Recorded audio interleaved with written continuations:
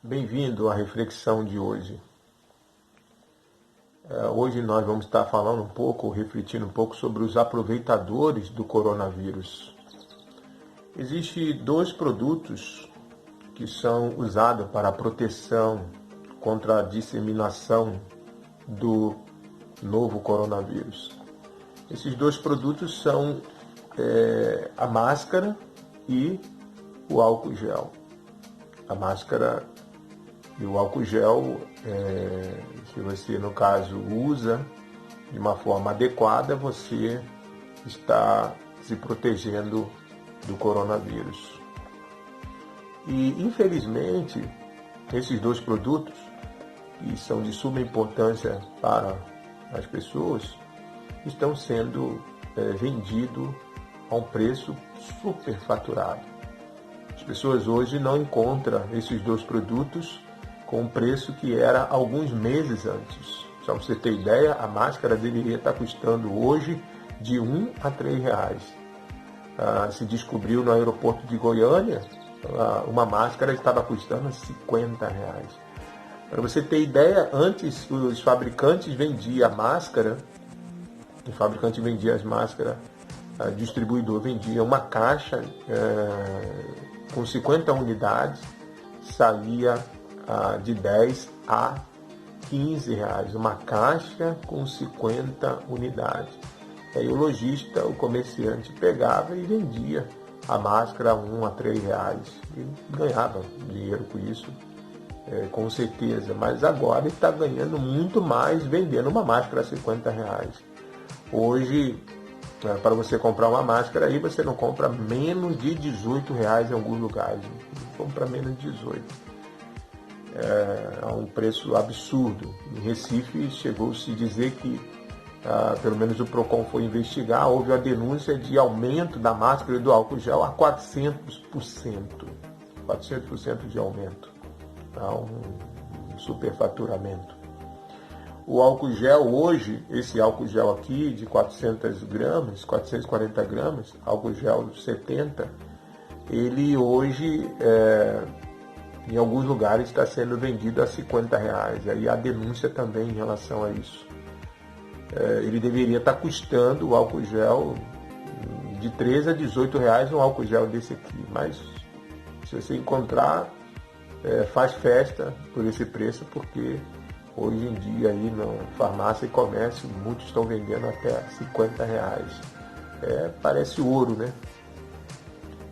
Ou seja, o que é triste nessa nossa reflexão de hoje é que pessoas estão aproveitando a necessidade, né, do povo, aproveitando a doença para ganhar dinheiro, para se enriquecer. E aí, pensando agora nas igrejas, será que existem igrejas fazendo a mesma coisa? Aproveitando do coronavírus para divulgar uma palavra que não existe? Sim, infelizmente sim. Tem uma igreja, a Catedral Global do Espírito Santo, lá de Porto Alegre, que o pastor dessa igreja, ele estava prometendo aos seus membros, né, a unção de um óleo que iria trazer aí, ele estava prometendo imunizar os fiéis do coronavírus através dessa unção com esse óleo que ele estava passando. E aí ele teve que responder à Polícia Civil, porque a denúncia chegou até a Polícia Civil, e aí a Polícia Civil chegou até ele, me chamou para dar um depoimento, e ele disse o seguinte nesse depoimento: se eu soubesse que a declaração causaria polêmica ou pânico, ou agrediria a medicina ou os médicos, jamais teria falado isso, de que as pessoas estariam protegidas por meio desse óleo ungido aí. Somente falei, segundo ele, em defesa da minha fé e da palavra de Deus, disse o pastor dessa igreja.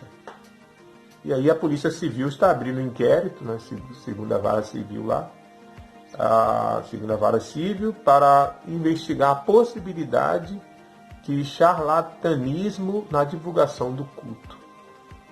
Ou seja, esse cidadão, aproveitando a situação do coronavírus, promete aos fiéis algo que, mesmo ele dizendo, minha fé e a palavra de Deus ela não leva os membros ou os pastores da igreja a falar isso. Deus não concorda com isso. E esse foi um absurdo. Tem aqueles que é mais sutil, com palavras assim, tem os cultos online que você assiste, tem certas palavras nesse momento que eu vou colocar aqui para vocês. Quais são as palavras que estão usando hoje, nesse momento do coronavírus? Deus protege os seus. São palavras que saem aí muito nesses cultos online. Você pertence a Deus, está protegido. Você está debaixo da provisão divina. Deus vai dar vitória. Deus vai brindar os seus servos. E tem um que citou Salmo 91, versículo 10, dizendo: praga nenhuma chegará à sua tenda. E somos homens e mulheres de Deus. Esse vírus não vai nos atingir. São absurdos que está acontecendo nesse momento do coronavírus, pessoas falando coisas que não deveriam.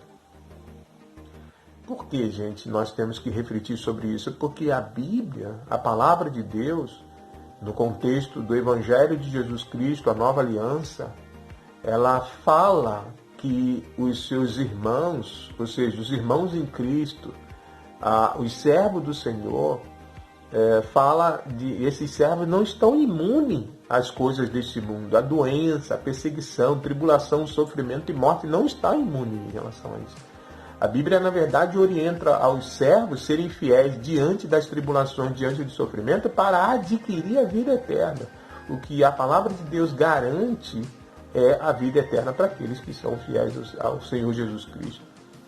Em Mateus capítulo 10, versículo 22, lá diz que se você for fiel até o fim, será salvo. Jesus está falando isso aos discípulos, aos apóstolos, e no contexto do capítulo 10, depois você lê em casa com calma, é Jesus falando: vocês serão perseguidos, vocês serão odiados por causa do meu nome, vão ser presos. Jesus é real ali, né? E ele disse, a questão é, seja fiel mesmo diante da morte, que vocês vão ser salvos. Jesus também, ao conversar com Pedro, em João capítulo 21, antes de ele partir, naquele momento que Pedro tinha negado Jesus, e Jesus agora, no capítulo 21 de João, conversa com Pedro e diz que ele pode vir, né, uma vez que ama Jesus, apacentar as ovelhas. E Pedro vai apacentar as ovelhas, mas lá nessa conversa Jesus disse para Pedro que a vida dele agora será controlada por ele, Jesus, por Deus, e que ele iria morrer, né? Então, mesmo vivendo nesse mundo, ele iria morrer, ia passar por momentos difíceis, iria morrer. Paulo, em Atos capítulo 21, versículo 10 até o 14, recebe um profeta Ágapo, e esse profeta chega até o apóstolo Paulo e pega o cinto, né, de Paulo e diz: o dono desse cinto vai sofrer prisão, tribulações, sofrimentos e vai morrer, né? Ou seja, Paulo, no final da sua vida, ou seja, ele morre mais ou menos no ano 64 a 68, nas mãos do imperador Nero. Então, o Novo Testamento, ele narra a vida dos discípulos, que foi uma vida de sofrimento, uma vida de luta, e que esses irmãos venceram sendo fiéis até o fim. A vitória dos irmãos em Cristo não está na ausência do sofrimento, doença ou perseguição. A vitória está na perseverança a Jesus até o fim. E aí, em Romanos capítulo 5, versículo 1 ao 11, nos faz refletir, e eu vou ler aqui pelo menos alguns versículos para você pensar a respeito das tribulações, do sofrimento. Romanos capítulo 5, começando do versículo 1. Justificado, pois, mediante a fé, temos paz com Deus por meio de nosso Senhor Jesus Cristo, por intermédio de quem obtivemos igualmente acesso pela fé a esta graça na qual estamos firmes e gloriamos-nos na esperança da glória de Deus. E não somente isso, mas também nos gloriamos nas tribulações, sabendo que a tribulação produz perseverança. E a perseverança, experiência, a experiência, a esperança. Ora, a esperança não confunde, porque o amor de Deus é derramado em nossos corações pelo Espírito Santo que nos outorgou. Porque Cristo, quando nós ainda éramos fracos, morreu a seu tempo pelos ímpios. A mensagem que nós cristãos deveríamos divulgar hoje é que nós, mesmo com doença, mesmo com sofrimento, mesmo com a morte, nós temos que perseverar e diante disso nós temos que ter certeza da vida eterna. A mensagem é que essas coisas deste mundo é possível sim acontecer conosco, mas o que nós não podemos perder não é a questão de doença e a morte, mas o que nós não podemos perder é a vida eterna. Isso está garantido a partir do momento que Jesus morreu na cruz por nós. Uma vez que Jesus morreu na cruz por nós, morreu pelos fracos, pelos ímpios, ele morreu para nos dar a remissão dos pecados, nos justificar e nos dar acesso a Deus e nos dar esperança de vida eterna. Essa é a mensagem que deveria ser divulgada hoje. E assim, refletindo um pouco, deveria se falar um pouco mais na glória da tribulação. Ou seja, nesse momento que vivemos de tribulação, de sofrimento, quais são as lições que estamos tirando para, de fato, trazer um crescimento, maturidade. Como diz o texto, experiência, porque a tribulação, ela traz perseverança, e a perseverança vai trazer experiência, vai trazer maturidade, aprendizado. Se há uma mensagem que deveria ser falada muito hoje nas igrejas, nesse momento, é o que você tem aprendido com essa situação do coronavírus. Uma coisa nós temos que tirar, vamos dizer assim, lição dessa situação, que é a nossa vida aqui neste mundo, um dia vai terminar. Pensar sobre, eu tenho garantido o passaporte para a vida após a morte? Eu tenho Cristo em minha vida, a certeza de fé em Jesus Cristo para, de fato, garantir a vida eterna? Então, como é que está a minha vida hoje? Então, vamos divulgar a mensagem certa. Não vamos agir como os aproveitadores no sentido material, comercial, logista. Não vamos agir como os aproveitadores religiosos, falando coisas aos membros que Deus não falou. Deus garantiu a todos aqueles que creem em Jesus, ainda que venha morrer, vai adquirir a vida eterna. Que você possa refletir sobre isso e passar para seus amigos, seu vizinho, a mensagem da cruz, para que essas pessoas possam adquirir a certeza de vida eterna. Que Deus abençoe.